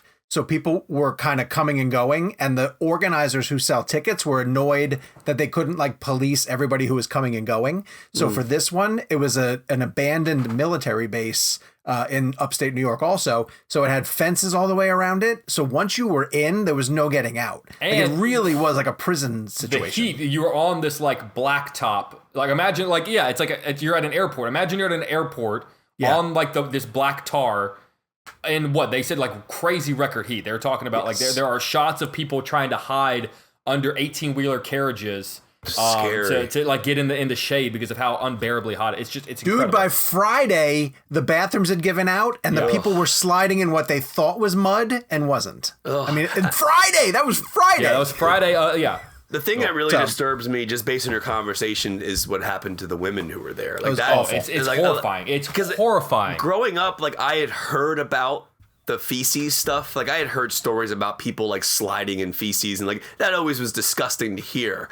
But I don't think I had ever heard anything specifically about the groping and the assaulting element of it, which is really, really messed up. And like now that you're talking about that, like I can't even. Because it's interesting, because in a crowded space like that, the scariest aspect of it is no one knows what's going on. Yeah. Because there's so many people around and the music is so loud, it just makes me feel so sad for any woman who was in that crowd getting assaulted. They talked about that the crowd was so jam-packed together that you basically, like they said you just swayed with it. Like you had no control over and I've been in a couple of crowds like that. Yeah. And it's really scary. Like, that is really scary. Where if you fall, you run the risk of being trampled. I've always been kind of big. Like, so if I'm in a situation like that, I can give myself some space. And quite often, like Michelle was standing in front of me, so I kind of put a space around her. But I can't imagine being like a 90-pound girl and just being lifted up and carried. And they also bring up the idea, and I know we got to go from this point, but like 99, most people don't have cell phones. So if you came with one or two other people and you lost them on day one, you lost them. Like that was it. Good luck finding him again. Yeah. It's just it's terrifying. That's actually really scary. Just your accounts of the doc are giving me anxiety. It starts as almost like a comedy, like, oh, like, look, it's people rolling around in poop and they think it's mud. You can kind of laugh at it and it's like, oh, it's gross. And by the end of the film, it's a horror film. Like, it's straight up horror film. Jesus. This week in movies, rough transition. There's a movie called Vivo that's coming on Netflix. I'm gonna have to take Gabe's word for it because I'm not quite sure what it is. But it's Lin-Manuel Miranda. I think he's involved in animated. it. Yeah. Is this the animated one? Yeah. Oh, I have heard about that. An animated film. It's on Netflix. I haven't seen it. I reached out to cover it. I think there was just limited availability on it. But Lin-Manuel Miranda's involved in it. I know it's an animated feature. It looks, I mean, from the images that I've seen across social media, it looks gorgeous. And anything Lin-Manuel Miranda is involved in, I'm gonna watch. So I'm actually looking forward to seeing it. There's a film called 9 Days that is starting to come out in limited release, and it has a really interesting cast, including Winston Duke and Zazie Beetz, and I think it has something to do with the afterlife. It was... It's I believe it's pre-life. Oh, is it? I believe it's like speaking a to soul someone kind of about... thing? Yeah, like talking to someone about what kind of soul you're going to have. Okay. It was at Sundance. So it's interesting, late July, getting into August, the Sundance movies tend to start making their way around. Coda. Coda is another one, too. Is that what it is? We'll talk about that next week. Yeah. I just got that screener link put into my Apple thingamabob, so I definitely want to check that out. So 9 Days is open. None of us have seen it. I just got a screener link of it, so hopefully I get a chance to catch up with it this weekend. But the big movie that's opening is The Suicide Squad, James Gunn's version of the Warner Brothers movie. I'll kick it off. I went 4 stars out of 5 on it, and I'll keep spoilers. There's no spoilers in this conversation. We're not going to give away anything. We want everybody to go out and see it. I think it is the most James Gunn movie that we've seen. I think literally they allowed James Gunn, if you've seen his earlier films like Super and Slither and even some of the stuff that he made for Troma, Troma is largely known for being lower budget, kind of grotesque horror, a lot of body horror, things like Toxic Avenger, movies like that. They allowed him to do that with a massive budget, so, I mean, right off the bat, it announces that this is just going to be extremely violent. It's going to be really gory. It's going to lean into the hard R. Ability that the studio gave him. And I was okay with that. Like, if you're going to do a Suicide Squad movie, then that's what I think you should do. And I'd much rather you give a filmmaker the ability to do that from day one of his shoot than to take David Ayer's movie and try to, shape it into the end product that James Gunn's film ends up being. I think some of the stuff that James Gunn does with his characters is really remarkable. He has grown over the course of Guardians to really make us care about characters I never thought I would. So, I went into this expecting like, oh, Harley's going to be a lot of fun, and I can't wait to see what King Shark is, or, even John Cena's Peacemaker. But then I ended up loving Ratcatcher 2, who I know nothing about. Yeah. And she's great. Like, Weasel is a fascinating character to me. Yeah. Kind of gross and weird. I loved Idris Elba's character, Bloodsport. And so, but because Gunn makes you care, and of course, King Shark. So, Polka Dot Man. Oh, Polka Dot Man's amazing. Yeah. So all these characters that I think he spends a lot of time on is really, really great. I think they're better than the mission itself. Yes. The mission is what it is. And I know Kev's going to talk about this too. You do get a little bit desensitized to the amount of violence. But if you are expecting James Gunn's Suicide Squad, this movie delivers completely on that. So, Kev, I'm going to throw to you because I want you to sort of give your take on it. And I know you were saying that about the violence. Yeah, I mean, in terms of character, like, it's an interesting film because I went 4 out of 5 as well. It's very good. I really enjoyed it, but I found the characters way more interesting than the story. To be honest with you, I thought the story was a bit convoluted. I actually don't remember specific details about what even they were trying to do. Like, I was so involved in the character element of it that I didn't really care what they were doing. I just wanted to see them kind of jump into a world and kind of interact and have fun with each other. What I do find interesting is, like, I rewatched David Ayer's film the other day, and, I still firmly believe that we need to see his cut. I think the first 40 minutes of that film were outstanding. And again, it's a very different film. It's 35 millimeter. It's a different look. It's a different feel. This movie is interesting because, like you said, the violence, it got to a point where I got a little numb and desensitized to it because he leans into the R rating so much. And I found it interesting that I just kind of like was like, I didn't even like, it didn't phase me to see someone get ripped in half or a shark bite someone's head off and I think those things would normally be really shocking. But I think in today's times, it's weird. Like if this movie came out 10 years ago, imagine how shocking this movie would have been, right? When I watched it in 2021, I'm like, yeah, this is shocking. It's violent, but it got to a point where the violence became a bit numbing in terms of my experience. That's not a bad thing. I just think that maybe they could have picked and choose where they got really graphic, and kind of like and gave a shock factor to it. So just to build on that slightly, there are things that happen in the back half of this movie that should be really, really shocking, but they're not because of so much stuff that happens in the first 30 minutes of this movie. The first like 10 minutes of this movie. He shocks you so much early on that I almost feel like the ending is given a bit of a disservice considering how much shock you've already been through. So it to me, this film works well because of the characters and like, in terms of R rating, I do feel the R rating obviously suits the story. It plays with the characters well. My favorite character in the whole film is Peacemaker. And I can't wait to see the series. I think John Cena, Gunn found exactly what Cena's great at, right? So if you look at what Apatow gave him in Trainwreck, that comedy, and then you take in the action perspective of who he is as a wrestler and that physical element to his character, and you put those two things together, you kind of have Peacemaker. It's a very funny character, but also badass at the same time. And Cena, to me, every time he was on screen, just it was my favorite part of the movie. He was incredible. I love Ratcatcher as well. There's a lot of great characters. Das Malchino does a great job as Polka Dot Man. I actually think this is Margot's best turn as Harley Quinn too. I think that as much as I love Birds of Prey, as much as I liked her in Air's film, Gunn gives her so much to do here in terms of character arc, and like she's not like one note. The character has a lot going on in this film. There's a lot. I mean, Harley Quinn hasn't ever been one note, but in this particular instance, in this many characters, he does a great job of juggling and giving them all arcs. And I think that's a really hard thing to do as a filmmaker, especially on a film this large, because every character has some type of emotional arc. Idris, everybody does. Peacemaker. So I had such a fun time with the film. Last thing I'll say about it is this. Because he shot on an IMAX and shot with a 1:9 ratio, it's going to look amazing at home. And this is me telling you that you need to see it in the theater if you can, if you're safe. But I will tell you, because of the way he shot this movie, it's going to look fantastic at home. I am a theater advocate. I recommend seeing this in theaters first before seeing it at home. See it on IMAX. The entire film is shot on IMAX.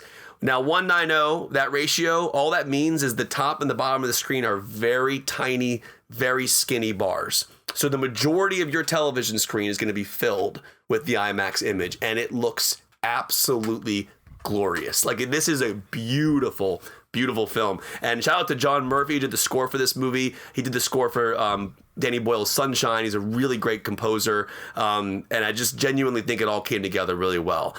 It's a 4 out of 5. It's very solid, very good. I enjoyed the heck out of it. It's a lot of fun for sure. Jakey, where are you at? I would also give it a 4 out of 5. There you go.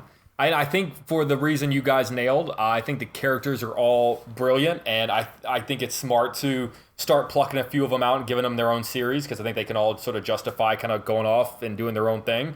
The first act of this film, I was in. There was a moment where I thought, like, this could be like a 4.5, 5 out of 5 for me. The first act was just, I was like, oh God, yes, like I'm sold.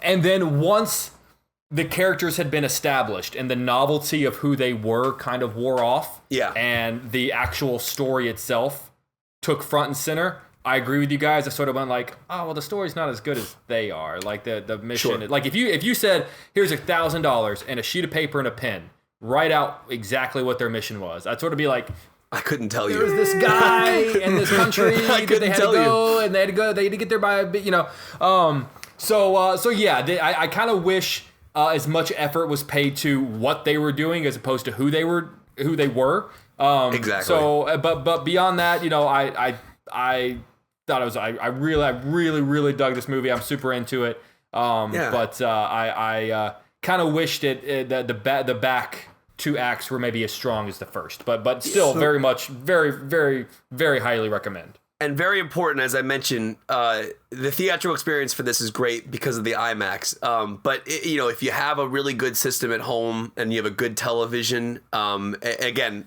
theater first. But this will look spectacular. I actually think it's really cool that the way he shot it, because it will look great at home. It just give it the theater exclusivity first, though. I'm gonna have PJ put it on his phone and stand in another room. I'm gonna watch it over his shoulder. Yeah, I will say that. Do not PJ's watch phone. any movie ever on your phone. I'm sorry. No movie deserves to be watched on a phone or an airplane for the first time. Let's transition right to James Gunn Blend. This week's Blend game is dedicated to the director of Suicide Squad, but also the writer of some interesting stuff. And so, Jakey, let's start with you. Where did you go for? Did you go with Suicide Squad for James? I did not. I went with the first Guardians of the Galaxy, which nice. I don't know if anyone else is and wants to jump in on my conversation. I did as well. Okay. It's yours too. I think it's so. And I think you guys will probably agree. It's the perfect blend of big Marvel action film, but then also like this core humanity, like that moment near the end of the film where Quill is things aren't looking good for them, and he's trying to remember what he's fighting for, and he flashes back to his mom in that hospital bed. Like that, I think, is one of the most profound human because keep in mind how quote unquote, for lack of a better word, weird this movie was within the MCU at that time. Now by this point we've gotten Ragnarok and we've gotten nuts and things, and now we're talking multiverses. But at that time, this was kind of the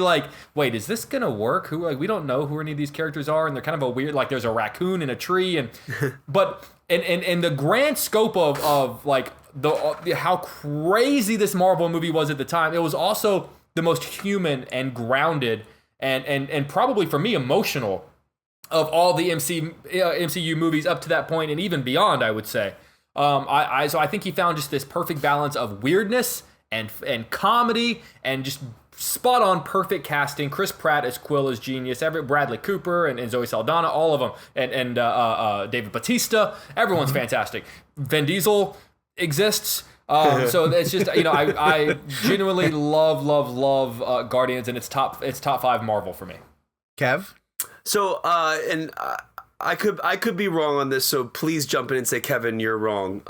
But in terms of Guardians of the Galaxy in the MCU, it may have been the first time I felt a director's voice in the MCU.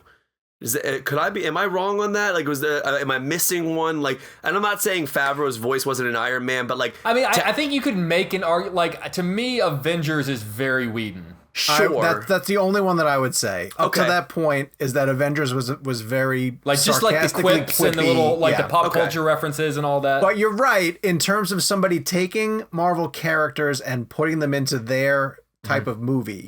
Yes, I think Guardians is without a doubt a James Gunn movie that takes place in the MCU. 100%. Whereas there are plenty of other examples post it that are just that's an Ant-Man movie that happens to be directed by Peyton Reed. Right, yeah. and it's no interesting. So I agree with you on the Joss Whedon thing for sure. So Joss Whedon, Avengers aside, it was the first time that I truly felt that a director's voice was coming through the MCU film. And this is a very random reference, but I always go back to this. This is not the MCU, but I always go back to Guy Ritchie doing Aladdin. I did not even know that was a Guy Ritchie film based on what I watched. I mean, I knew that he directed it going in, but I wanted. But didn't you want to see a Guy Ritchie Aladdin? Yes. Doesn't that sound awesome? Yes. I wanted Guy Ritchie's voice to come through Aladdin. So wait, before we get shouted at, I want to throw out one other director. Kenneth Branagh's Thor is kind of a Kenneth Branagh movie. Well, just because it's so Shakespearean, and he has such a he might not have a very directorial voice. Sure. I don't think I can really pick out that's a Kenneth Branagh movie. Yeah. But I think he was a good pick for that material. Because I associate him with big Shakespearean productions, which that first Thor very much is. But you're also talking to the person who thinks Thor 1 is the best Thor out of all three. I do. I love Thor 1. I love Thor 1. Branagh's Thor is awesome. It's a movie. No, I'm kidding. I love that. I do. I am glad you guys stepped in with those because I didn't want to say it and then have someone online be like, "Dude, you're an idiot. A Whedon's movie was." But dude, this is the internet, man. I know, but in all honesty, it was refreshing to see a filmmaker's voice come through a big budget film like that. And I do agree with you on Whedon because there was so many jokes that were definitely him. But in terms of Guardians, it was the first MCU film for me that It had the best soundtrack I'd heard in the MCU, Yes. no question. It changed songs for me like Tarantino changed songs for me. You know, when I watched Tarantino's film growing up, those songs are now associated with Tarantino. So if I hear Stuck in the Middle with You or an Al Green's, whatever song that was in Pulp Fiction specifically, if I hear those songs, I immediately think of Pulp Fiction or whatever movie I'm thinking of, or Reservoir Dogs.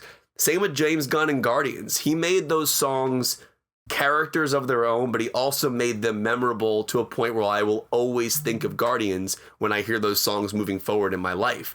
And for a filmmaker to be able to achieve that in a massive MCU film, but also, I didn't know anything about the Guardians of the Galaxy going into the movie. I've said this in the show before. I'm a comic book movie fan. I did not read comics growing up. I collected some of them, but I didn't really get into them as much. So my comic book realm is coming from the perspective of somebody who's watching them via movies.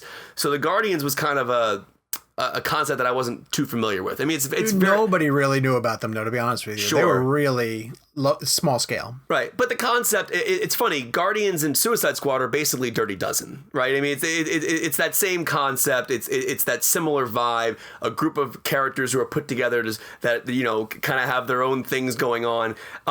Pratt, obviously, the moment he steps on screen, movie star. Like James Gunn made him a movie star. The film, it's interesting. I rewatched it the other day, and Jake brings up an interesting point about later in the film when they go back to the mom.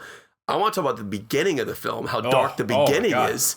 The beginning is so dark. Like I was watching it with Lauren the other day. I couldn't believe that that's how the film actually opened. I hadn't seen it in a long time. And to think about like people going to a Marvel film and to be set in that darkness right at the beginning, his mother dying and him going out and then being sucked into the spaceship, it's a pretty traumatizing sequence if you think about it. And it really sets the bar for who the character is moving forward in the film, because while we meet Pratt in a comedic way, you know there's baggage and emotion there that is then explored in the way his character goes through his arc and the rest of the film. I also want to shout out Gunn for Rooker. Michael Rooker is such an amazing actor, and my first experience with Rooker was Mallrats, because when I grew up, like that was my first experience with Rooker. So I always loved him in Mallrats, but then when I saw what he did with, I know he's worked with James before, but is it Yondu's his character's name, right? In Guardians, that character, when he got his arc in 2, I don't love Guardians 2, but it's Yondu's movie, and that arc was incredible. So for me, it's Guardians is just. It's so great. It hits on every level. I will never forget seeing it for the first time. I did the junket. I was out in LA, and I was just so surprised by it. I mean, like at that point, you walked into a Marvel film, you kind of knew what you were getting. Not in a bad way. I love the MCU, but Guardians rocked that boat for me. There's a semen joke within the first 15 minutes of the movie. It really, and honestly, I'm a sucker for this type of character. I love a character in a world where we don't, as the audience, know what the character's saying, but we know what they're saying through the other character's reactions. And I know it's been done before, but the Groot character is so brilliant to me. It really was, because it was something that I found fascinating. It actually immersed me more in the movie. I kind of tried to lean in and figure out exactly what he meant, but you just based it on Pratt or Saldana's reaction. It's an incredibly executed film. It is just so well done on every level: score, soundtrack, action, emotional depth. It just works. So that's hands down my favorite Gunn film. But I do love Slither. I do. I think he's done some great work. Super. So I'm all in. I'm a Gunn fan. So not a lot I can add. You guys have kind of covered all the bases. One of the things I want to add is that I wish the Marvel movies weren't, like I wish this wasn't the out of the box one. Yeah.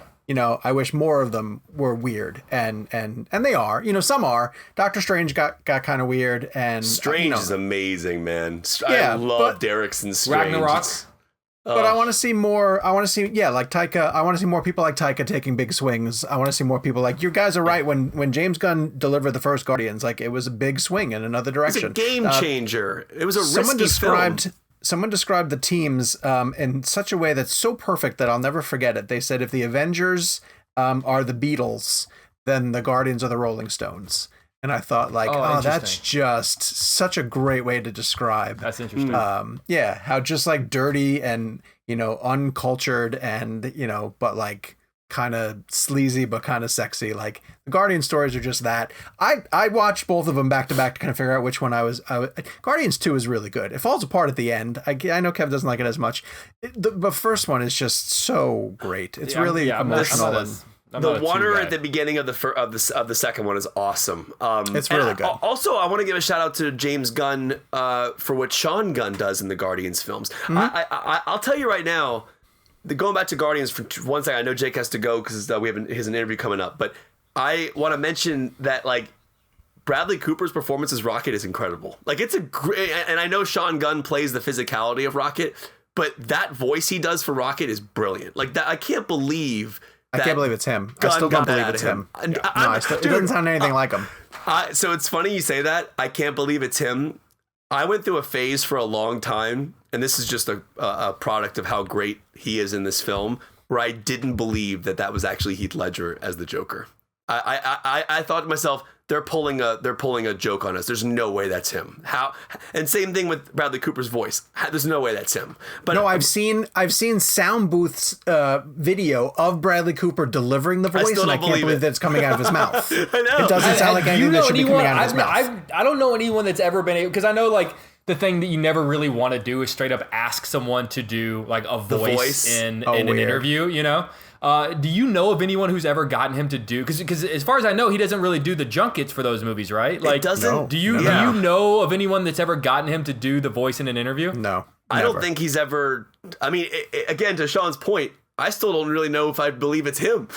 We gotta go. We're gonna run out of time. All right, audience picks. Lee went with Guardians of the Galaxy and says, because James Gunn made me care about a raccoon and a talking tree, and he made me decide to study acting in college, which I think is great. That's awesome. Mike Reyes from Cinema Blend, the great Mike Reyes. I know him. I like him. Went with Slither, but contemplated Zack Snyder's Dawn of the Dead because James Gunn wrote it. And then Sebas went with Super, but he said Super was my favorite recently, but I saw the Suicide Squad yesterday and I loved it, and so that's my new favorite one. I think it's his masterpiece. I forgot Gunn wrote Dawn of the Dead. Gunn wrote Dawn of the Dead. Well, because remember Gabe put a stipulation in there that it didn't just have to be his directorial work. Correct. It could have been his writing work as well. All right, next week, hashtag Ryan Reynolds Blend. Get your picks for Ryan Reynolds films in via social media, hashtag Ryan Reynolds Blend, or via email at ReelBlend@cinemablend.com. That is where you can also send us a review.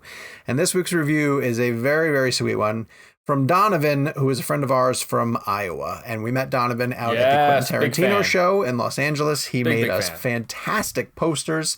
And he writes, longtime listener and a first-time reviewer, I have autism spectrum disorder, specifically what used to be known as Asperger's. Growing up, I was very shy, quiet, and socially awkward. I didn't make friends easily or really enjoy being around other people much. In general, my primary companions were movies. I visited my local movie rental store twice a week and consumed VHS tapes voraciously. I was obsessed. I didn't play with toys so much as I directed them. I would write up scripts involving my G.I. Joes, storyboard the whole thing, and then act out the scenes with my action figure cast. I was undiagnosed and not fully in control of my emotions during this time. I was a bit of a tyrant on my sets, and more than a few G.I. Joes got ripped apart at their rubber band connected torsos because they didn't perform a take proficiently. Fast forward to the present.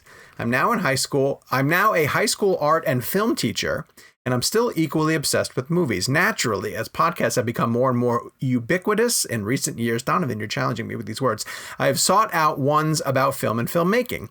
I've tried several, often bouncing around between episodes, including topics or guests I find most interesting, and it wasn't until I discovered ReelBlend around episode number 30 that I found a podcast with the perfect blend, no pun intended, of all that I had been looking for, from in-depth interviews to meaningful reviews, debates, and discussions to friendly and familiar banter.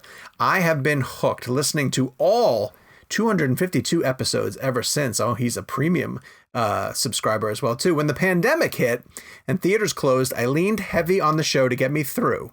I usually go to a late night premiere screening at my local theater every Thursday once my wife and kids go to bed. When that was no longer an option, I counted on the guys to fill the cinematic void in my heart. Admittedly, I've been a passive observer, never venturing out to any of the meetups or participating in any of the blend games.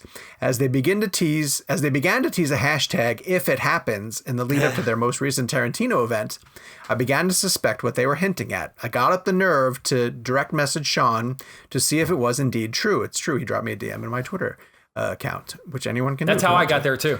Not only was he nice enough to confirm my suspicions, he also helped me secure a ticket to the event. I ended up flying halfway across the country to see my favorite director and podcast hosts and have one of the greatest times of my life in the process. I owe all of that to Sean, Jake, Kevin, and Gabe. They have continued to be incredibly gracious ever since, putting up with my newly found pestering social media. There is not a group in film journalism as nice, kind, savvy, and handsome as these four. I'll let you decide who is who. I assign episodes of the show to my students all the time, and I recommend it to anyone looking to fill a cinematic-shaped hole in their heart. Donovan, terrific review. Thank you very much for that, sir.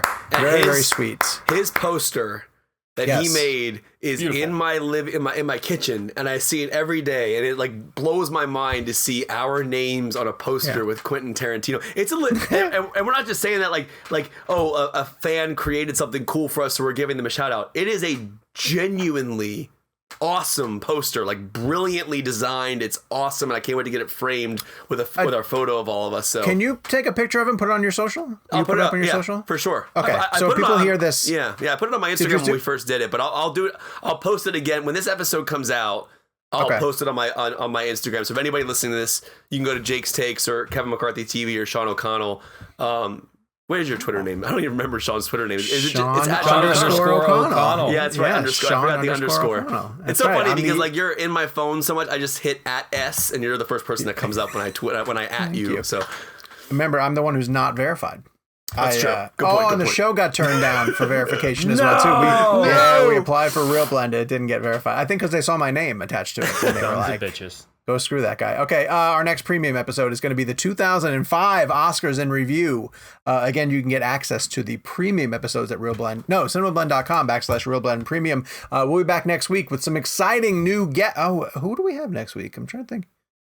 Oh, I know. We have a cool one. I don't want to tease it. I know who it is. Yeah, you know what it is. We did it already.